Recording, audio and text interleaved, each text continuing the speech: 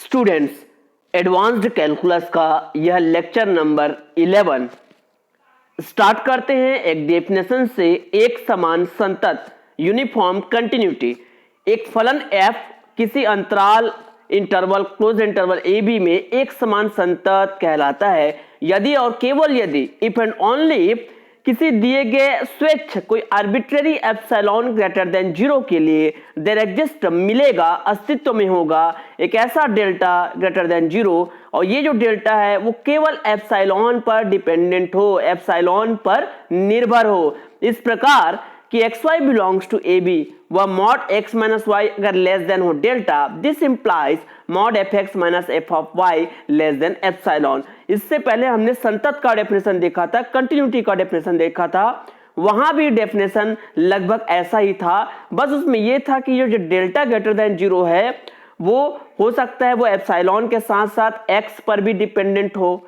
लेकिन यहां पर जो डेल्टा है वो केवल एप्सिलॉन पर डिपेंडेंट हो। तो जब डेल्टा केवल एप्सिलॉन पर डिपेंडेंट हो और इस कंडीशन को सेटिस्फाई करे तब वो यूनिफॉर्म कंटिन्यूटी होता है। लेकिन अगर डेल्टा एप्सिलॉन के अलावा किसी अन्य वेरिएबल पर डिपेंडेंट हो, एक्स पर डिपेंडेंट हो, तब वो केवल कंटिन्यूअस फंक्शन कहलाएगा। क्वेश्चन देखते हैं। दर्शाइए कि फलन f ऑफ x जो है that which is sin x where x belongs to open interval 0 to infinity, ये अंतराल 0 इंफिनिटी पर एक समान संतत है, यूनिफॉर्म कंटिन्यूअस है, ये हमको प्रूफ करना है। प्रूफ में देखते हैं, मान लेते हैं xy belongs to open interval 0 to infinity and f of x which is given by sin x, माना x minus Y less than delta. हमने मान लिया है कि x माइनस वाई जो है वो लेस देन डेल्टा है। हमें प्रूफ करना है mod fx minus f of y less than epsilon. तो अब now mod fx minus f of y, fx it is the sin x minus and f of y it will be sin y, and we apply the formula sin c minus sin d, that means 2 sin c minus d by 2 cos c plus d by 2। now mod हम ऐसा distribute करते हैं चूंकि since cos theta mod of cos theta it is less और equal to 1, सो यहां पर हम क्या लिख सकते हैं, इसके जगह पर लेस और इक्वल टू 1, ये 2 mod sin x minus y by 2। Again since mod sin theta it is less और equal to mod theta, so we can write mod sin theta less और equal to only mod theta. This is cancelled and we get mod x minus y, but from equation 1, in equation 1 mod x minus y it is less than delta, so we can write mod x minus y less than delta। अब मान लेते हैं कि जो delta जो है वो epsilon है, डेल्टा इक्वल टू एप्सिलॉन, मतलब डेल्टा एप्सिलॉन पर डिपेंडेंट है और हमने ऐसा लिया है कि डेल्टा इक्वल टू एप्सिलॉन जहां पर एप्सिलॉन ग्रेटर देन 0, तो इस डेल्टा के जगह पर हम क्या रख देंगे, एप्सिलॉन। तो मॉड fx माइनस fy क्या आ गया, less than epsilon. That means for all epsilon greater than 0 के लिए देयर एग्जिस्ट मिलेगा एग्जिस्ट में होगा डेल्टा जो कि डिपेंडेंट है एप्सिलॉन पर, such that कि mod x minus y less than delta, it implies mod fx minus f of y less than epsilon. That means this function is uniform continuous in the range in the interval open 0 to infinity. This proved it. एक दूसरा question देखते हैं। माना f of x equal to x square for all x belongs to set of real number, show that f is not uniformly continuous in R. R में एक समान संतत नहीं है, ये सिद्ध करना है। Solution given that f of x equals x square for all x belongs to R, माना एप्सिलॉन ग्रेटर देन 0 के लिए there exist delta greater than 0 जो कि एप्सिलॉन पर डिपेंडेंट है, मतलब हम ये मानकर चलते हैं कि एक समान संतत है। प्रूफ करना है कि एक समान संतत नहीं है, लेकिन हम मानकर चलते हैं कि एक समान संतत है। तो एक समान संतत के कारण हम मानते हैं कि ऐसा होगा कि mod x minus Y less than delta होने पर ये इंप्लाइज करेगा mod fx minus f of y less than epsilon, ऐसा इंप्लाइज करेगा। तो दिस इज इक्वेशन नंबर 1। एक आर्किमिडियन प्रॉपर्टी है कि अगर दो हमारे पास नंबर है, दो पॉजिटिव नंबर है डेल्टा और एप्सिलॉन, तो एक ऐसा there exist n greater than 0 such that n delta square greater होगा एप्सिलॉन से।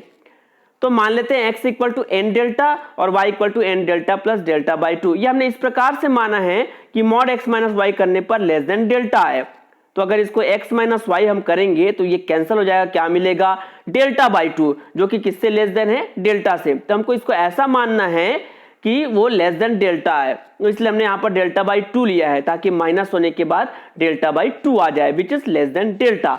अब mod f x minus f of y की वैल्यू फाइंड करते हैं। एफ एक्स की वैल्यू है एक्स स्क्वायर रखते हैं, एफ ऑफ वाई की वैल्यू है वाई स्क्वायर रखते हैं, x square minus y square formula लगेगा x minus y x plus Y.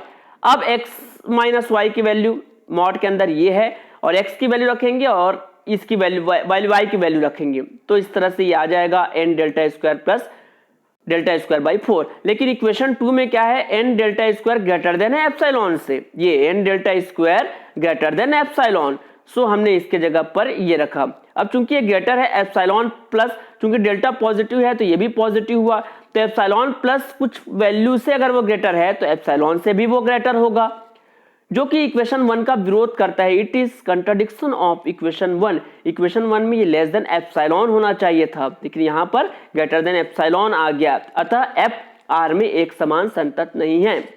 It is not uniformly continuous in R, this proved. अब एक डेफिनेशन देखते हैं किसी बिंदु पर अवकलनीयता, डिफरेंशिएबिलिटी एट अ पॉइंट।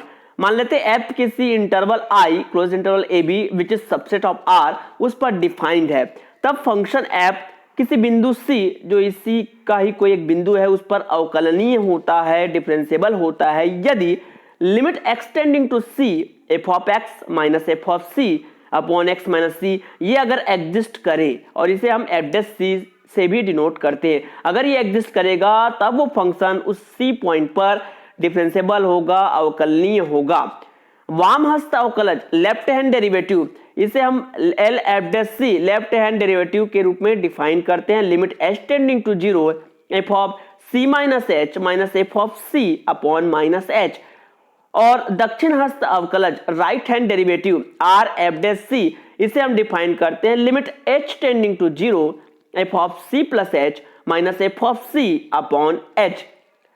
अब अवकलनीयता का एक और डेफिनेशन हम देख सकते हैं, कोई function f x equal to c पर अवकलनीय होता है यदि और केवल यदि लेफ्ट हैंड डेरिवेटिव और राइट हैंड डेरिवेटिव दोनों एग्जैक्ट इक्वल हो, जहां एल एफ डैश सी और आर एफ डैश सी दोनों एग्जिस्ट करता हो और दोनों आपस में इक्वल होता हो। एक क्वेश्चन के माध्यम से समझते हैं, सिद्ध कीजिए कि फलन f of x equal to mod x equal to 0 पर संतत है परंतु x इक्वल टू 0 पर अवकलनीय नहीं है। प्रूफ में देखते हैं, दिया है F of x equal to mod x और जिस पॉइंट पर हमको प्रूफ करना है वहां c इक्वल टू क्या है 0 है। अब संतत के लिए इसके पहले के लेक्चर्स में हमने देखा था कंटिन्यूअस के लिए हमको क्या प्रूफ करना रहता है, left hand limit, right hand limit और फंक्शन की उस पॉइंट पर वैल्यू।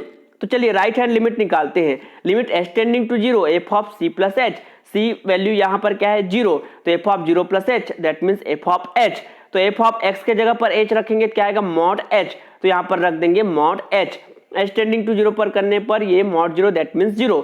इसी तरह से लेफ्ट हैंड लिमिट फाइंड करेंगे f of C minus h के लिए, एफ ऑफ 0 माइनस एच के लिए that means f of minus h. F of minus h यहाँ रखेंगे f of minus h mod minus h equal to mod h और limit रखने पर आ जाएगा 0।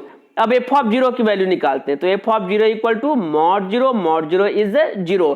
क्लियरली स्पष्ट है कि clearly left hand limit, right hand limit और एफ ऑफ 0 तीनों इक्वल है, अतः फलन f of x equal to 0 पर संतत है, कंटिन्यूअस है। अब हम चेक करते हैं अवकलनीयता के लिए, ऐसे आप हेडिंग देंगे ब्लैक पेन से ताकि वो हाईलाइट हो जाए। L f dash c left hand derivative हम निकालते हैं, limit extending to 0 f of C minus f of c upon minus h. C की जगह पर हम रखेंगे 0 पॉइंट के लिए हम निकाल रहे हैं, तो f of minus h f of 0 upon minus h. तो एफ ऑफ माइनस एच फिर से क्या हो जाएगा यहाँ पर मॉड ऑफ माइनस एच, तो ये यहाँ पर रख देंगे। एफ ऑफ 0 की वैल्यू है 0, ये minus h, mod of minus H ये हो जाएगा एच, माइनस का मॉड प्लस में हो जाएगा, ये हो जाएगा -1। इसी तरह से right hand derivative R f dash c निकालते हैं, ये फॉर्मूला है हमारे पास, सी के जगह पर रखेंगे 0 और एफ ऑफ एच की वैल्यू हो जाएगी मॉड एच, एफ ऑफ 0 और अपॉन एच ये हो जाएगा 1। तो आर एफ डैश 0 की वैल्यू आ गई 1, तो ये L f dash 0 -1 R f dash 0 1 that means दोनों आपस में इक्वल नहीं है। So function f of x equal to 0 पर डिफरेंशिएबल नहीं है, अवकलनीय नहीं है। एक और क्वेश्चन हम देखते हैं, दर्शाइए कि जो फलन है जो इस प्रकार से डिफाइंड है, जहां x नॉट इक्वल टू 0 पर इसकी एक वैल्यू है एक्स स्क्वायर साइन 1/x और x इक्वल टू 0 पर इसकी वैल्यू है 0। तो हमें दर्शाना है कि x इक्वल टू 0 पर अवकलनीय है, डिफरेंशिएबल है। प्रूफ में देखते हैं, given that f of x equal to, जो भी दिया हुआ है उससे हम लिख लेंगे। यहाँ पर c इक्वल टू 0 है, जिस पॉइंट पर चेक करने कहा गया है विच इज c। तो L f dash c find करते हैं, तो फॉर्मूला है limit h tending to 0 f of c minus h minus f of c upon minus h. हम c इक्वल टू 0 रखते हैं यहाँ पर, तो f of minus h minus f of 0 upon minus h. तो एफ ऑफ माइनस एच क्या होगा, हमारे पास दिया है एफ ऑफ एक्स के जगह माइनस एच रखेंगे, तो यहाँ भी एक्स के जगह रख देंगे minus H square sine 1 upon minus H. और एफ ऑफ 0 की वैल्यू क्या दिया है, एक्स इक्वल टू 0 पर इसकी वैल्यू दी हुई है 0, रख देंगे ये माइनस एच, तो ये जाएगा एच स्क्वायर। और चूंकि sine of minus theta minus sine theta होता है, तो इस तरह से माइनस सामने आ जाएगा, ये minus minus cancel, h sine 1/h। क्योंकि साइन थीटा की जो वैल्यू होती है वो -1 से 1 के बीच लाई करती है, दैट मीन्स फाइनाइट होती है। तो इसके जगह पर हम लिख सकते हैं कोई परिमित राशि, फाइनाइट वैल्यूज, फाइनाइट क्वांटिटी, और h के जगह टेंडिंग टू 0 करने पर ये हो जाएगा 0 इंटू परिमित राशि, दैट मीन्स 0। इसी तरह तथा and R f dash c अगर हम फाइंड करेंगे इस फॉर्मूले में, तो f of h minus f of 0 upon h, f of h फिर से इसमें रखेंगे एक्स के जगह पर h square sine 1 upon h, ये वैल्यू आ गई, और एफ ऑफ 0 की वैल्यू है 0 upon h, h cancel, h sine 1/h। इसी तरह से फिर इसमें रखेंगे लिमिट, ये हो जाएगा 0। तो स्पष्टतः clearly L f dash 0 are f dash 0 दोनों इक्वल है। सो हम कह सकते हैं कि फलन f of x x equal to 0 पर अवकलनीय है, it is differentiable at x equal to 0, proved. अब एक महत्वपूर्ण इंपॉर्टेंट थ्योरम हम देखते हैं, रोलेस थ्योरम, रोले का प्रमेय। तो रोले का प्रमेय ये कहता है कि कोई फंक्शन एफ ऑफ एक्स जो कि एक्स का कोई फलन है तथा ये 3 कंडीशन को सेटिस्फाइड करता है। पहला, एफ ऑफ एक्स किसी क्लोज्ड इंटरवल ए बी में संतत हो, f of x open interval a b के प्रत्येक बिंदु पर अवकलनीय हो, डिफरेंशिएबल हो, मतलब एफ डैश एक्स एग्जिस्ट करता हो। और थर्ड पॉइंट है कि f of a, that means इस इंटरवल में जो फर्स्ट पॉइंट है एफ ऑफ ए और last point f of b, ये दोनों आपस में इक्वल हो। तो देन रोले प्रमेय कहता है ए और बी के बीच कम से कम एटलीस्ट 1 पॉइंट सी, जो सी जो है ए और बी के बीच लाई होगा, ऐसा एक पॉइंट सी होगा कि एफ डैश सी उस पर डेरिवेटिव जो होगा वो 0 होगा। तो ये रोले का थ्योरम कहता है। उसके लिए इन 3 प्रॉपर्टी को पहले सेटिस्फाइड होना चाहिए। प्रूफ देखते हैं, मानो उपरोक्त तीनों प्रतिबंध एफ ऑफ एक्स के द्वारा संतुष्ट होते हैं, ऐसा कोई एफ ऑफ एक्स फलन है। केस 1 लेके चलते, हो सकता है ये फंक्शन जो है एक अचर फलन हो, कांस्टेंट फंक्शन हो, तब f of x equal to k which is constant, तो एफ डैश एक्स इसका डिफरेंशिएशन क्या हो जाएगा 0। तो एक्स का जगह हम सी रखते हैं, कोई भी पॉइंट रखते हैं, तब भी की वैल्यू क्या होगी 0, जहां सी जो है ए और बी के बीच इस प्रकार लाई करता है। अब हम देखते हैं डायग्राम में, अगर F of x constant function है तो उसके जो लाइन होगा, डायग्राम होगा, इस तरह से एक्स अक्ष के पैरेलल होगा, जो कि अचर को दर्शाता है। एफ ऑफ ए की वैल्यू ये है और बी के लिए एफ ऑफ बी की वैल्यू ये है। तो f dash c equal to 0, automatic हमको एक ऐसा पॉइंट मिल गया जिस पर उसका डिफरेंशिएशन क्या है 0 है। तो ये यहीं पर क्या हो गया, प्रूफ हो गया। केस 2 हम देखते हैं, यदि एफ ऑफ एक्स का मान कुछ बढ़ता है ऐसा, उसके बाद फिर घटता है, तो मान लेते हैं एफ ऑफ एक्स का मान जब यहां से ऐसे बढ़ेगा और घटेगा, हमने इस प्रकार से लिया है कि एफ ऑफ ए और एफ ऑफ बी क्या हो, बराबर हो, क्योंकि ये तीनों कंडीशन को हमसे सेटिस्फाइड कराना है। तो f of a f of b के क्या होना चाहिए, इक्वल, इसलिए हमने पहले इसको बढ़ाया उसके बाद घटाया। अब ये देखो दोनों एक ही सीध में है, तो यानी कि दोनों की वैल्यू सेम है। आप यहाँ पर देख सकते हैं जब ये बढ़ेगा मतलब एक स्थिति ऐसी आएगी जहां पर उसकी वैल्यू मैक्सिमम होगी। तो मान लेते हैं एफ ऑफ एक्स का जो वो मैक्सिमम महत्तम मान है वो एफ ऑफ सी है। अब सी से पहले कोई पॉइंट होगा सी माइनस एच, उसके लिए फंक्शन है F of C minus H, और सी के जस्ट बाद मान लेते हैं सी प्लस एच, उसके लिए वैल्यू है F of c plus h. तो ये मैक्सिमम है, तो एफ ऑफ सी इससे भी ग्रेटर होगा, इससे भी ग्रेटर होगा, तो इसको हमने यहाँ पर लिख लिया है। तो f of C minus h less than है एफ ऑफ सी से, और f of c plus h ये भी लेस देन है एफ ऑफ सी से। इसको इधर लेके आ जाएंगे, इसको भी इधर ले आएंगे, इसको -1 से जब अप डिवाइड करेंगे तो जो सिग्नेचर है, साइन है, वो लेस देन से क्या हो जाएगा, ग्रेटर देन हो जाएगा। यहाँ पर h से डिवाइड करेंगे इसलिए साइन वैसा ही रहेगा। लिमिट लगा देंगे h tending to 0, limit h tending to 0 होगा तो ये हो जाएगा ग्रेटर इक्वल 0, और h टेंडिंग टू 0 करने पर ये हो जाएगा लेस और इक्वल 0, क्योंकि h टेंडिंग टू जब 0 करेंगे तो ये पॉइंट जो है एच टेंडिंग टू जीरो करने पर ये सी माइनस से क्या होगा, सी माइनस जीरो, मतलब सी की तरफ आने लगेगा। इधर भी एच टेंडिंग टू जीरो करेंगे मतलब सी के पास जाने लगेगा, तो इसलिए क्या हो जाएगा, लेस या इक्वल हो सकता है। अब ये किसका फॉर्मूला है, एल एफ डैश सी का, ये किसका फॉर्मूला है, आर एफ डैश सी का। अब देखिए एल एफ डैश सी ग्रेटर इक्वल जीरो और are f dash C less equal zero, लेकिन चूंकि हमको फंक्शन का जो तीन कंडीशन सेटिस्फाइड होता है हमने माना हुआ है, तो एफ ऑफ एक्स जो है विपरीत अंतराल के प्रत्येक बिंदु पर अवकलनीय है, डिफरेंशिएबल है। तो डिफरेंशियल तभी हो सकता है जब एल एफ डैश सी और आर एफ डैश सी दोनों इक्वल हो। दोनों इक्वल, इन दोनों केसों को ध्यान से अगर हम देखेंगे, यहाँ ग्रेटर इक्वल है, लेस इक्वल है, आपस में इक्वल तभी होगा जब इसकी भी वैल्यू जीरो हो और इसकी भी वैल्यू क्या हो, जीरो हो। यानी कि दोनों, चूंकि f of x a b के प्रत्येक बिंदु पर अवकलनीय है, इसलिए वो दोनों आपस में इक्वल होंगे और इट इज जीरो। तो एफ डैश सी, ये दोनों इक्वल है, मतलब f dash c equal to क्या हो जाएगा, जीरो। अतः ये स्पष्ट है कि एक बिंदु सी हमको ऐसा मिला ऊपर इंटरवल ए बी में कि f dash c equal to क्या है, जीरो। ये रोले प्रमेय प्रूफ होता है। क्वेश्चन देखते हैं, इस इंटरवल -1 से 1 में एक्स स्क्वायर के लिए रोले के प्रमेय का सत्यापन करना है। मतलब हमको चेक करना है कि रोले का प्रमेय सत्यापित होता है या नहीं, वेरीफाइड होता है या नहीं। फंक्शन दिया है F of x equal to x square, a की वैल्यू है -1, बी की वैल्यू है 1।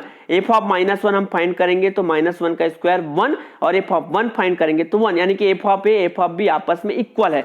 तो रोले प्रमेय के लिए सबसे पहले हमें तीन कंडीशन हमको देखना होगा। क्योंकि f of x equal to x square एक पॉलिनोमियल होता है, कोई पॉलिनोमियल जो है वो संतत होता है, कंटिन्यूअस फंक्शन होता है, और f of x equal to x square इसमें अवकलनीय है इस अंतराल में। क्यों, f dash x equal to क्या आएगा, 2x। तो x की वैल्यू अगर इनके बीच कोई भी वैल्यू रखेंगे तो हमें एग्जिस्ट होगा, मिलेगा वो, मतलब ये अवकलनीय भी है। और तीसरा f of -1 equal to f of 1 अभी हमने यहाँ पर देख चुके हैं। तो ये तीनों कंडीशन सेटिस्फाइड होती है। तो रोले का प्रमेय कहता है कि इस -1 से 1 के बीच एक ऐसा बिंदु सी होना चाहिए कि f dash c equal to zero. ये रोले का प्रमेय कहता है। अब वास्तव में ऐसा है या नहीं ये चेक करते हैं। तो एफ डैश एक्स क्या है, एफ डैश एक्स यहाँ से क्या हो जाएगा, 2x हो जाएगा। x की जगह हम c रख देते हैं, 2c। मान लेते हैं f dash c equal to है 0, तो 2c इक्वल टू 0, c की वैल्यू क्या मिल गई, 0 मिल गई। अब देखेंगे c इक्वल टू हमको 0 मिला है, a की वैल्यू क्या है, -1 से 1 है। तो जो c हमको 0 मिला है क्या वो -1 से 1 के बीच है, yes, it lies between -1 to 1। मतलब रोले का प्रमेय जो है सत्यापित होता है। ऐसा पॉइंट हमको मिल गया इस -1 से 1 के बीच कि एफ डैश सी क्या हो गया, 0 हो गया। मतलब हमको एफ डैश सी 0 मानकर चलना है, देखना है कि सी उन दोनों के बीच लाई करता है या नहीं। अगर लाई करता है मतलब रोले का प्रमेय सत्यापित हो गया। एक और क्वेश्चन के माध्यम से इसे और अच्छे से समझने का प्रयास करते हैं। फंक्शन दिया है, अंतराल दिया है 2 से 4, इसमें रोले के प्रमेय का सत्यापन करना है। क्या दिया है, given that f of x equal to ये। अब यहाँ पर a इक्वल टू क्या है 2 और b इक्वल टू क्या है 4। तो पहले एफ ऑफ a निकालते हैं, एफ ऑफ 2, एक्स के जगह पर 2 रख दिए, आ गया 0। एफ ऑफ बी निकालते हैं, यानी कि एफ ऑफ 4, यहाँ 4 रख के देखेंगे क्या आ गया, 0। इन दोनों से आप क्लियर है कि f of a f of b के इक्वल है। अब पहला कंडीशन, एफ ऑफ एक्स बहुपद है, मतलब इस इंटरवल में संतत है क्योंकि एक बहुपद है। Second, F of x open interval 2 से 4 में अवकलनीय है। क्यों, क्योंकि एफ डैश एक्स अगर हम यहाँ से फाइंड करते हैं ये आएगा 2x - 6। अब 2 से 4 के बीच कोई भी वैल्यू यहाँ रख कर देखेंगे x के जगह, वो विद्यमान होगा, एग्जिस्ट होगा। मतलब एफ डैश एक्स एग्जिस्ट है, मतलब एफ ऑफ एक्स अवकलनीय है। और थर्ड पॉइंट, एफ ऑफ 2 और एफ ऑफ 4 आपस में इक्वल है। अब ये तीनों प्रॉपर्टीज सेटिस्फाइड हो गई, अतः मान लेते हैं कि f dash c equal to क्या है, 0 है। अब एफ डैश सी मतलब एफ डैश एक्स क्या है हमारे पास, 2x - 6, एक्स के जगह पर c रख देंगे तो 2c - 6। यहाँ से c की वैल्यू क्या मिल गई, 3। अब क्या ये c की जो वैल्यू है 3 वो 2 और 4 के बीच है, इस 2 और 4 के बीच, यस। हम देख सकते हैं कि 2 और 4 के बीच जो है वो 3 लाई करता है, मतलब c का मान a और b के बीच स्थित है, इस प्रकार कि f dash c equal to 0। यही रोले का प्रमेय भी कहता है। अतः रोले का प्रमेय सत्यापित होता है, दिस प्रूव्ड। तो आज के लेक्चर में इतना ही।